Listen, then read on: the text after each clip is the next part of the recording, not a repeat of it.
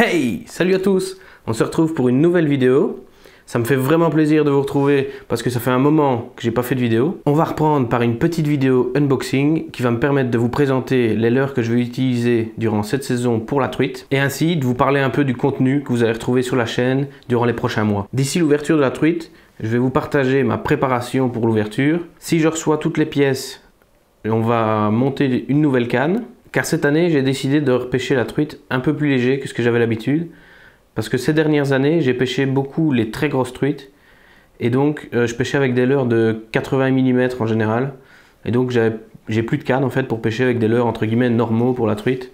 Un peu plus petits quoi. Je vous présenterai tout mon matériel dans les prochaines vidéos et au cours de la saison. Vu que ça fait quand même quelques années que j'avais plus pêché avec des petits leurres, j'ai décidé donc de me refaire une sélection assez polyvalente que je vais vous présenter aujourd'hui. J'ai dû reprendre un peu de tout pour vraiment être assez polyvalent vu que cette année mon projet c'est de découvrir vraiment pas mal de nouveaux secteurs et donc des coins que je ne connais pas. Je ne sais pas vraiment encore quelles leurres vont bien fonctionner à quel endroit, donc il me fallait un peu de tout. J'ai donc pris aussi bien du leurre flottant, du suspending et du coulant et même des leurres métalliques pour vraiment être polyvalent. Les leurres que j'ai pris font en moyenne 50 mm parce que c'est vraiment dans ces tailles là que j'avais plus grand chose et en plus c'est une taille fort polyvalente qui va permettre de pêcher des truites d'un peu toutes les tailles. Allez, c'est parti. Je vais tout mis là-dedans.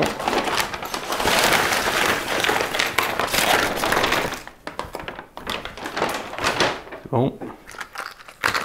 Je vais commencer par les leurres souples. J'en ai pas repris beaucoup, j'ai repris qu'une seule référence parce que j'en ai encore beaucoup. Et pour la truite, en général, j'utilise à peu près les mêmes leurres souples que j'utilise pour la perche. Donc j'en ai repris qu'une seule référence. C'est les Flash J Shad de chez Fish Arrow que j'avais envie de tester cette année. Je les avais déjà testés en plus grande taille, en 3 pouces je pense, il y a quelques années sur la perche et c'était pas mal. Donc ici, je les ai pris en 2 pouces, en coloris naturel. C'est un petit leurre souple avec un film métallique à l'intérieur qui va permettre d'envoyer pas mal de reflets dans l'eau quand on va l'animer. Et la caudale surtout, c'est surtout pour la caudale que je l'ai pris. La caudale est assez petite et fine, donc elle va me permettre d'envoyer des fines vibrations tout en ayant un shad. Sur ce genre de leurre souple, je vais mettre des petites têtes plombées entre 1,5 g et 3,5 g en général. J'aime assez bien pêcher la truite au leurre souple. Ça me permet de pêcher toutes les zones plus profondes et ça permet aussi de me démarquer de la plupart des gens qui pêchent au leurre dur. Je vais maintenant vous montrer un peu ce que j'ai repris en leurre métallique parce que j'en avais plus beaucoup. Ça fait des années quand même que j'ai plus pêché à la cuillère par exemple. Parce que pour les grosses truites, sur les postes que je pêchais, je trouvais pas ça adapté. Mais c'est quand même un des leurres les plus polyvalents et les plus efficaces, surtout dans les cours d'eau où il y a moins d'eau. Donc j'ai repris une toute simple MEPS argentée à point noir en taille numéro 1, j'en avais encore une ou deux en taille numéro 2, mais vraiment pour pêcher vraiment les petites zones où il me faudra une petite cuillère, je l'ai pris en taille numéro 1. J'ai repris aussi une Panthère Martin, donc bon c'est assez connu maintenant hein, des pêcheurs de truites.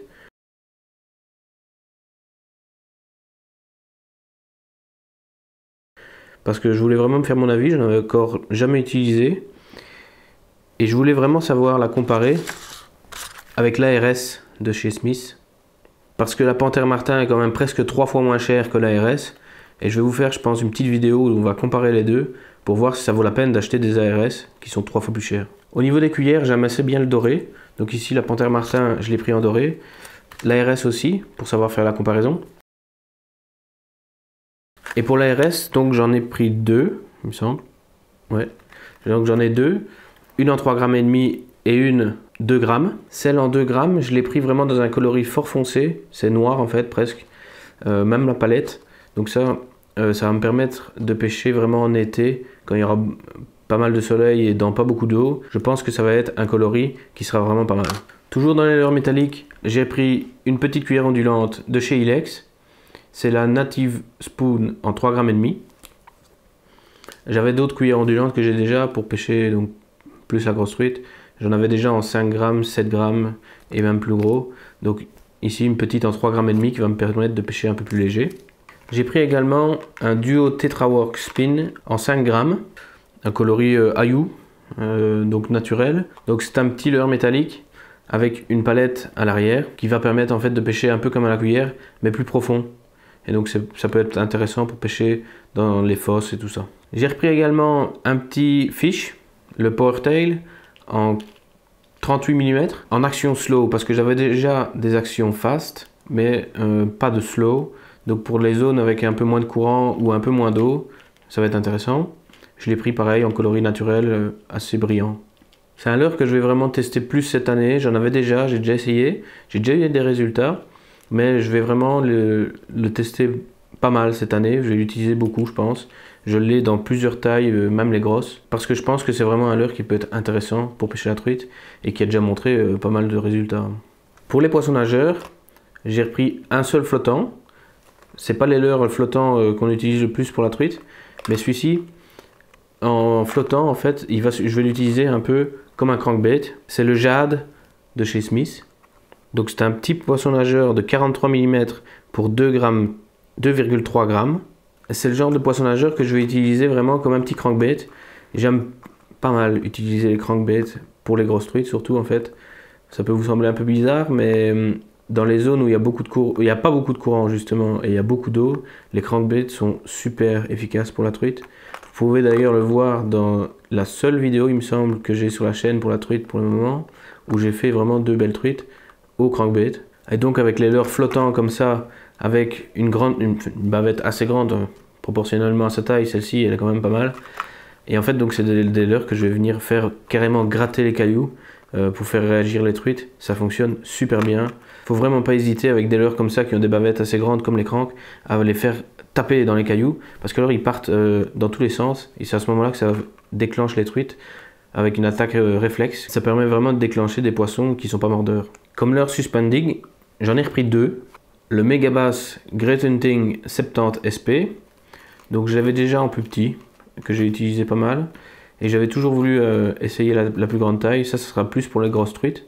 Donc c'est un leurre qui fait 70 mm pour 4,6 grammes. J'aime beaucoup utiliser le leurre suspending, surtout dans les zones où il n'y a pas beaucoup de courant et il y a beaucoup d'eau. Et là c'est des leurres qui sont vraiment très efficaces parce qu'ils permettent de faire des pauses et de pêcher beaucoup plus lentement qu'avec un leurre coulant. Et c'est souvent ça qui fait la différence parce que je pense qu'on a tendance à passer beaucoup trop vite sur certains spots, surtout quand on pêche avec du coulant. Le deuxième c'est le Rosante Shad. C'est vraiment un leurre que j'avais hâte d'utiliser parce que un de mes leurres préférés pour les grosses truites, c'est le Rosante mais en grande taille, le Rosante normal, qui est aussi un leurre suspending. Et pour la truite, c'est vraiment un leurre que j'adore. Il est super polyvalent pour pêcher dans les zones un peu plus profondes avec pas trop de courant, il cartonne. Alors celui-ci avec sa bavette encore plus grande, je vais vraiment l'utiliser comme un crank, comme pour le Jade. Je vais vraiment aller le faire taper les cailloux. Et je suis déjà certain que je vais faire des truites avec ça. Donc le Rosante Shad, il fait 57 mm pour 4,8 grammes. Donc c'est parfait pour être utilisé avec la plupart des ensembles truites, qui en général sont des 2,7 ou 2,10.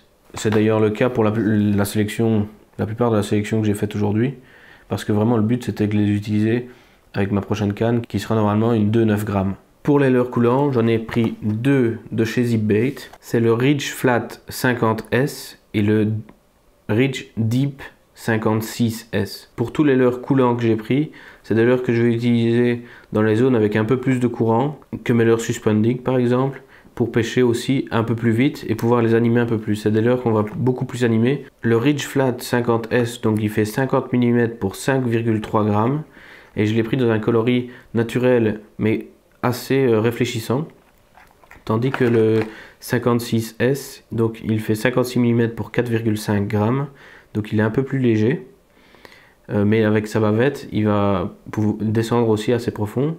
Et c'est bien, c'est que je trouve que c'est vraiment 2 leurres complémentaires qui vont avoir 2 nages complètement différentes et qu'on va pouvoir utiliser dans des situations différentes aussi. Et par contre le 56S, je l'ai pris toujours dans un coloris naturel, c'est un coloris truite, mais il est beaucoup moins réfléchissant que l'autre. Donc comme pour tous mes leurres, pour que ce soit n'importe quel poisson, j'aime bien avoir différentes possibilités, que ce soit du naturel, du flashy, ou par exemple comme ici, quelque chose qui est vraiment réfléchissant, qui va envoyer des gros flashs, ou quelque chose avec un coloris un peu plus neutre, un peu plus mat, qui va envoyer beaucoup moins de flash et être plus discret. Bon, j'étais un peu obligé, hein, c'est vraiment la valeur sûre, j'ai repris 2 des contacts, mais c'est 2 différents. Donc celui-ci c'est le modèle 2, il est encore plus lourd en fait que le décontact normal, enfin pas de beaucoup mais il va couler plus vite. Il est le modèle 2, il fait 50 mm pour 5 grammes. Tandis que le modèle 1, il fait 50 mm pour 4,5 grammes. Encore une fois, c'est vraiment pour essayer d'avoir le plus d'options possible.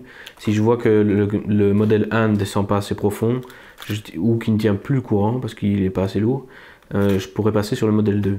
Et au niveau des coloris, encore une fois, la même chose. Un coloris un peu plus mat, un peu plus terne, et un coloris un peu plus flashy. Le décontact est vraiment un leurre hyper connu maintenant, c'est vraiment une valeur sûre. Je vais l'utiliser un peu comme les Ryuki, que j'ai déjà beaucoup, c'est pour ça que j'en ai pas pris d'ailleurs. C'est des leurres que j'utilise beaucoup, et je vais l'utiliser exactement dans la même situation, c'est-à-dire des zones avec un courant relativement soutenu, mais sans être trop extrême. Lorsqu'il y aura vraiment beaucoup de courant, je vais vraiment utiliser des leurres très plats, comme le D-Insight 44 ici. Donc c'est un leurre qui fait 44 mm pour 4 grammes. Il est extrêmement plat, et donc c'est ça qui va faire, qui va tenir plus le courant que le décontact ou que les Ridge Flat par exemple. C'est vraiment le meilleur leurre, enfin le leurre en tout cas qui tient les courants les plus extrêmes. Et j'ai pris aussi le Flat Tricorol de chez Ilex en 55. Le Flat Tricorol en fait a un nouveau système au niveau de l'hameçon ventral où il y a un émerion directement, et ça a attiré ma curiosité. Je vais vous le tester pour voir si on décrochait moins grâce à l'émerion. Mais le D-Insight et le Flat Tricorol, c'est deux leurres que je vais utiliser dans la même situation, donc vraiment dans les zones avec le plus de courant. J'ai pas parlé du prix de tous les leurres dans cette présentation, mais c'est des leurres qui coûtent assez cher, et c'est pour ça que je pense vous faire une sélection avec des leurres moins chères pour les débutants surtout. Je pense en fait faire une sélection de quelques leurres, mais qui pourraient faire face au plus de situations possibles et qui seraient moins chères. Et avec cette sélection-là, en faire plusieurs vidéos dans lesquelles je les testerai en action de pêche et où je vous montrerai dans quelle situation je vais utiliser quelle leurre. Donc dites-moi dans les commentaires si vous voulez une sélection avec des leurres un peu moins chères, plus pour les débutants. Donc je vous ai montré l'ensemble des leurres que j'ai racheté pour ce début de saison. C'est pas du tout l'ensemble de mes leurres, j'en ai encore, mais je ne pense pas vous faire une vidéo de présentation de tous mes leurres, ça prendrait beaucoup de temps et n'apporterait pas beaucoup de valeur juste en présentation. Donc je pense vous les faire découvrir au fur et à mesure de la saison, au fur et à mesure des sorties de pêche. En attendant l'ouverture, préparez bien votre matériel, faut que tout soit nickel. Moi je vous dis à la semaine prochaine pour une nouvelle vidéo, bye!